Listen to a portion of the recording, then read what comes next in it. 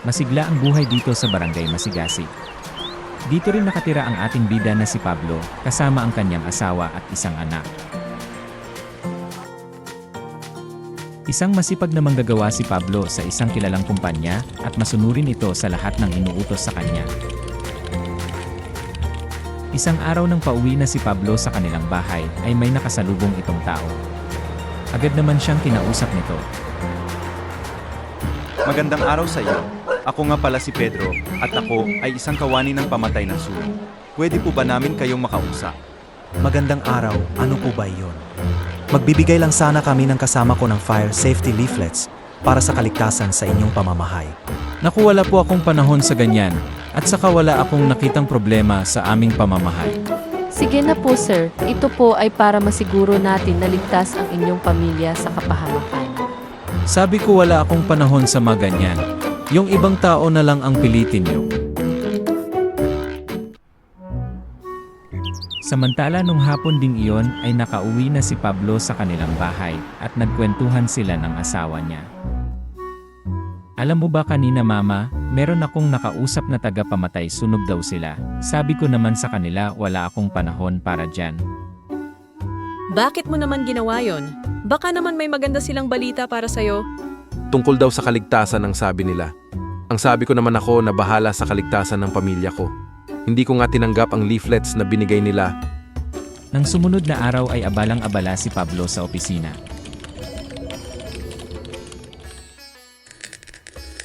Ano naman tong nangyayari sa kuryente namin? Ito talagang si Pablo, oo. Matagal ko na siyang sinabihan dito.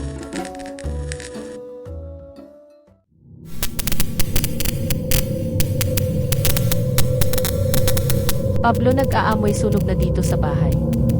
Umuwi ka na, kailangan ka namin dito. Sige, pauwi na ako dyan.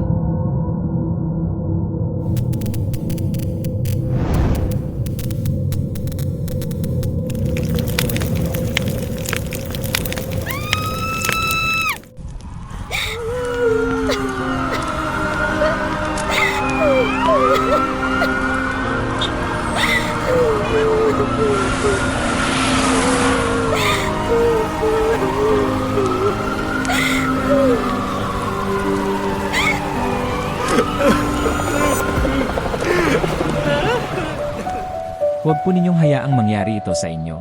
Nag-iisa lang ang ating buhay at buhay ng ating pamilya. Ang kawani ng pamatay sunog o Bureau of Fire Protection ay ginagawa ang lahat lalong-lalong na sa pagbibigay ng kaalaman paano labanan ang sunog. Makipagtulungan tayo sa kanila sa ating barangay at sa pagpapatupad ng programang Oplan, Ligtas na Pamayanan. Tandaan, sa tamang kaalaman ay maiiwasan natin ang sunog sa ating pamamahay at ligtas ang ating mahal sa buhay. Makipagtulungan sa ating lokal na gobyerno o ating barangay para sa programang pangkaligtasan. Ipatupad natin ang fire drill sa ating pamayanan. Tulungan natin sila na ipalaganap ang kaalaman upang labanan ang sunog. Galin natin ang mga hazards sa ating lugar, lalong-lalo na ang paggamit ng kuryente na siyang unang sanhi ng sunog sa ating bansa. Buhayin natin ang bayanihan sa panahon ng sunog. Sama-sama nating puksain ang sunog at tulungan ang mga nangangailangan. Tandaan, sa panahon ng sunog, mas importante na tumawag tayo ng direkta sa Bureau of Fire Protection para sa mabilis nila na responde. Iwasan na natin mag-live at sa halip ay tumulong na lang tayo sa nangangailangan. Dahil sa pag-iwas ng sunog, hindi ka nag-iisa.